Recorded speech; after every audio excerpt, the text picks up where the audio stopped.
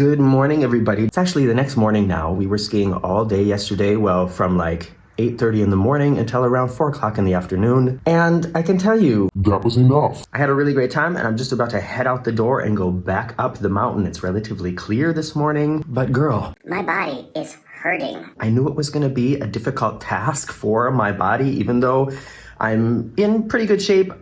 The shape I'm in is to play tennis, not skiing. And it's a totally different system of muscles that need to be used to ski properly and safely. And I used all of them yesterday. And I was surprised at how far I made it in the day, actually, without starting to feel some major fatigue, which did show up in about the last hour and a half, 2 hours. But this morning when I woke up and started putting on my long underwear and my long ski socks and stuff again, my body was like, Wait, what? We're doing this again? Why are we doing this again? Excuse me, can I talk to the manager? So after breakfast, and I have to tell you about breakfast in a second, I came back up here to the room and took an Advil, and that will hopefully help me enjoy a little bit more of the day. And now everybody who's like my age or older is saying to themselves, yep, that's what getting older is like. And everybody who's younger than me is like, oh my gosh, he's so old and out of shape. And all those opinions are valid. All right, what I wanted to tell you about breakfast here is it's a buffet style, and they have a little bit of like warm stuff like eggs and sausages and fried tomatoes and things like that, some pancakes, hash browns, and then they have a bunch of cold stuff like fruit and cheese and bread and Nutella and all those things. And it is a serve yourself buffet, but they make you wear plastic gloves. I don't think I've seen that anywhere else, that you have to wear plastic gloves, but I don't hate it. What do you think about it? That's one thing that is always kind of gross about buffets, is that everybody is touching the same serving utensils to get the food out of the containers. And so maybe plastic gloves is an interesting solution. Of course, not very environmentally friendly, especially if we're thinking about thousands of people on a cruise ship who are using plastic gloves then every day. But just something interesting that I saw for the first time today. I wanted to show you here on this nice big map exactly what the ski area is like here. This is all considered the Garmisch area of skiing, but it's like two different resorts or areas with two different tickets. So this all is the lower part of the mountain, and that's called Garmisch Classic. And then way up here is the Zugspitze. So this is the highest mountain in Germany, and there's a glacier up here. It's basically always snowy up there, and that's where I'm going to go today. And this is where we were skiing all day yesterday. And what I want to do today is take the famous train. So my hotel is right here by the train station. And then you can take the skiing train that stops at this lift, stops at this lift, it stops at this lift. And then technically there's also a train that goes all the way up the side of the mountain through tunnels to the very top. But I think that this part is closed today.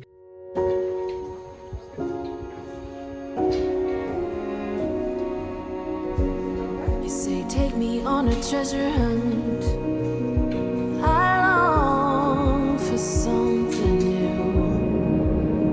Have you heard the fairies when they sing and dance? Oh, I wish it was me every night. When I close my eyes, I see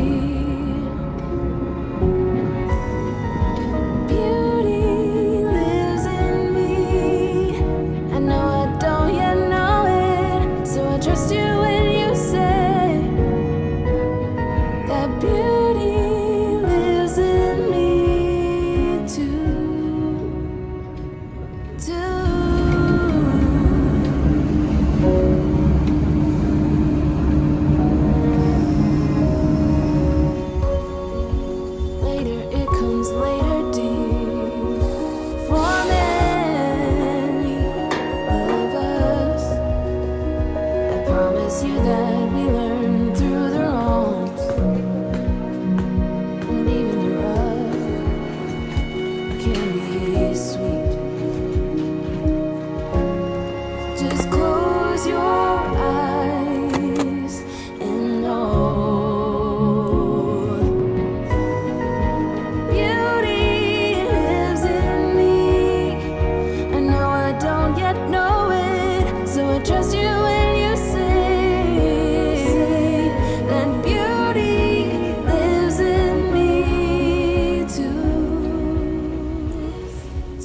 over there is where the train comes out, and that is actually the Zugspitze, the highest mountain in Germany. And my plans changed a little bit on the way up because the train was running all the way to the top of the glacier here. So I just stayed in the train. Probably would have gotten up here a little bit quicker to take the gondola, but the gondola goes up to the Zugspitze, which is the highest peak. But you can't ski from there, so you have to take another gondola back down to the ski area. So I just stayed in the train, but maybe I'm gonna take the gondola back down. The train stops running at, I think, 2:15, so I'm sure I'm gonna be here longer than that. It's already noon. And I just came out of this lift and I went down this run already and I really loved it. I'm gonna try to do it now from top to bottom without stopping. I don't think I'm gonna make it, but I'll take you with me and you'll see. By the way, I'm feeling the mountain air. We're at like 2,300 meters and I'm feeling like thin, like I need to breathe more and my muscles feel tired much quicker. And I don't think that's just from all the skiing I did yesterday. I think it's from being up this high. Anyways. Let's go skiing.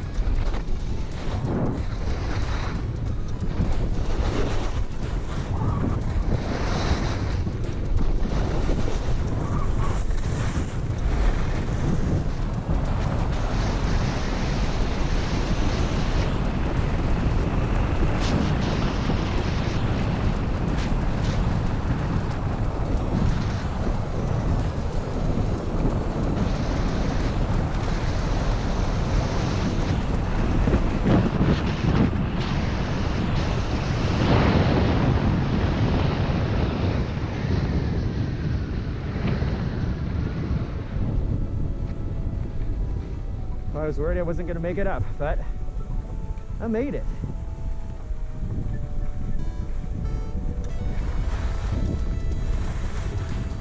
Look at that view over there. It's just breathtaking. So pretty. And it's such a beautiful day.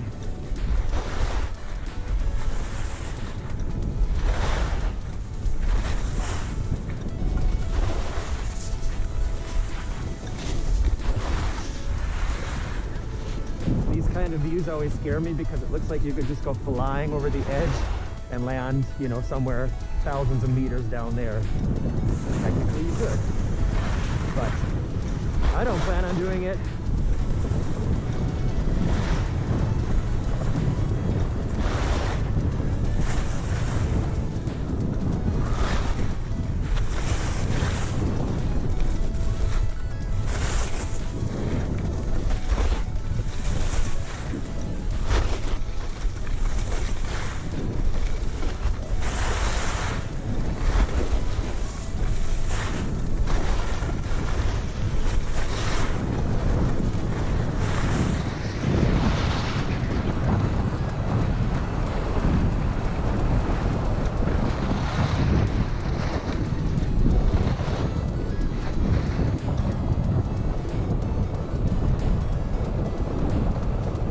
Made it.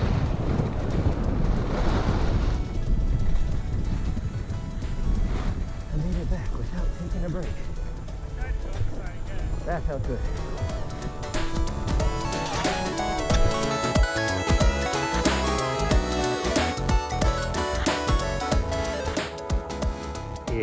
Lunchtime.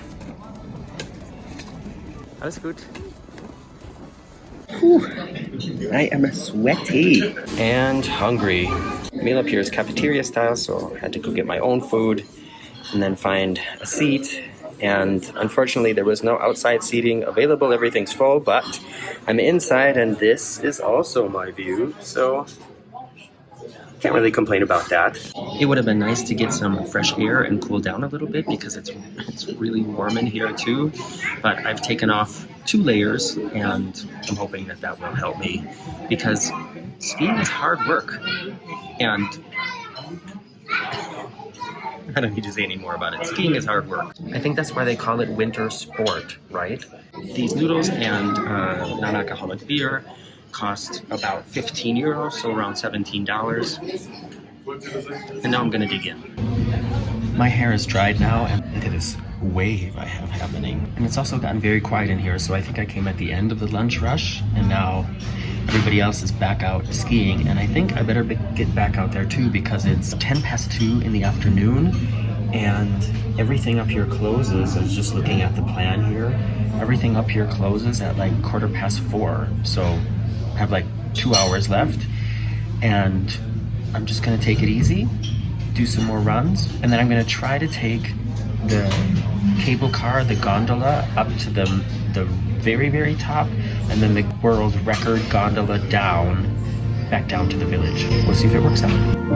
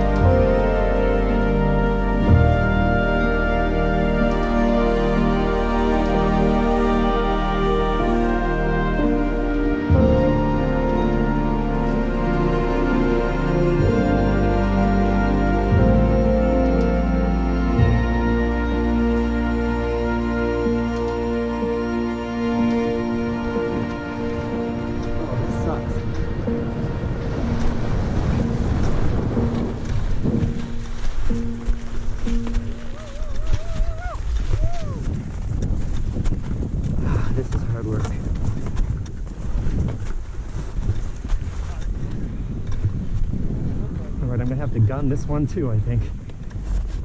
We wait for those people to get out of the way. Now I wish I could just, I wish I had a helmet here. It's not like I'm missing anything. Yeah, I mean, it's With this view, oh my gosh. All right, here we go.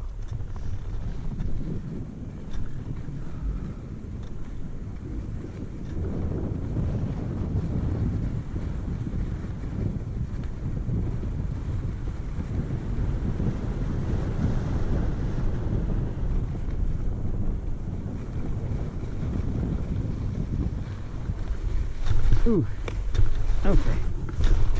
Didn't quite make it. Well, I could go off the path. Yeah.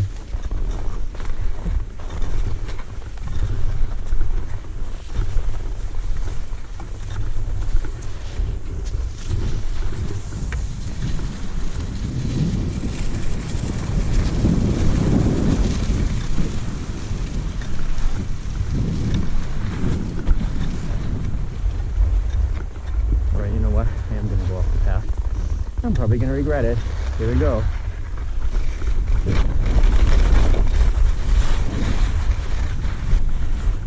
Skiing outside the boundaries. I'm such a rebel.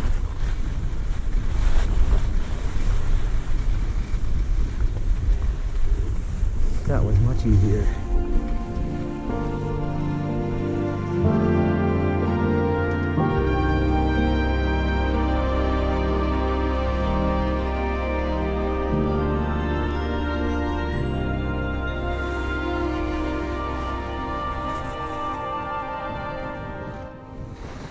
Welcome to the T-bar, one of several kinds of ski lifts. This one is a little more active than a chairlift or a gondola. In a chairlift, you sit down. And on a T-bar, you're standing up. You have to be kind of in a squat. And it pulls you up the hill, so you're not really sitting on it. It's more or less dragging you behind your butt up the hill. And there's T-bars, which is like what you see here, because it's shaped like a T. And then there's Palma lifts, which is just a round thing that you then squeeze between your thighs. Those are a little bit easier because you don't have to, I don't know, I just feel like with the T-bar, you have to be a little bit more active with your balance. Have to kind of be like, in ballet terms, we'd say in demi-plie. You have to have your knees bent the whole time. And you can't really let go of the bar because it could slip away from you. And yeah, the first time you do one of these is always scary. You really have to have somebody tell you how to do it. You grab it and yeah, you have about 2 seconds to get it behind you. And then when you get to the top, you have to like pull it behind you and then fling it away from you and try to get away. So you can watch these people in front of me.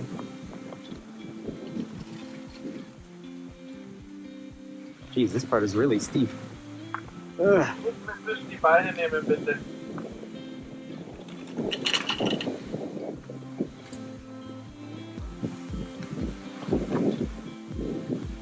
Pull it off. Bring it away.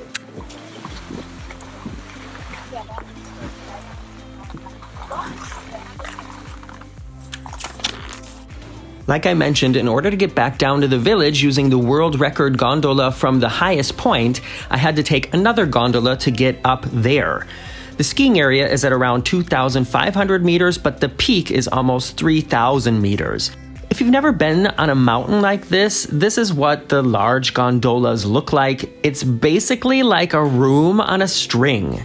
You all know that I love roller coasters and thrill rides, and I wouldn't describe myself as someone who has a fear of heights, but something really strange happened to me while I was at the very top waiting for the ride back down. The final waiting area is out on a platform over this huge drop-off down to the valley. So I'm out on this platform checking out the beautiful views and the 10,000 feet below me, and all of a sudden, my knees start to get like shaky. At first, I figured it was just from all the skiing I had been doing, but then I noticed how sweaty I was too, and my thoughts kept drifting to what it would feel like if the floor dropped out, or what the chances are that one of the cables snap, how horrible it would feel for those short moments before everything crashed into the rocky surface and then went tumbling end over end into the valley.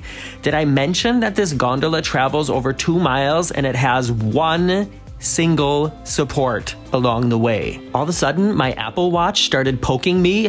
I looked down and it was giving me a warning that said something like, "Your heart rate is above 120, but you've been standing still. Are you okay?" And I answered to myself, "No, I think I'm having some kind of panic attack," which is weird because that never happens to me. Instead of freaking out and leaving the line, I decided to just focus on my breathing and go through it, distract myself by trying to concentrate on getting some great recordings of the beautiful scenery. I had this weird, floaty, uncomfortable feeling in my stomach all the way down, and I honestly don't think I've ever had an episode like this before. It made me feel really empathetic towards people who I know deal with something like this regularly, reality. No matter how many times I told myself, nothing is gonna happen, this is all perfectly safe, I could just not get my pulse to go down or my body to relax until I was back on the ground. By the way, if you're planning a trip up and down from the Zugspitze, there's a really easy mistake to make when you're up at the top that could ruin your day. There are actually 2 gondolas that leave from the station.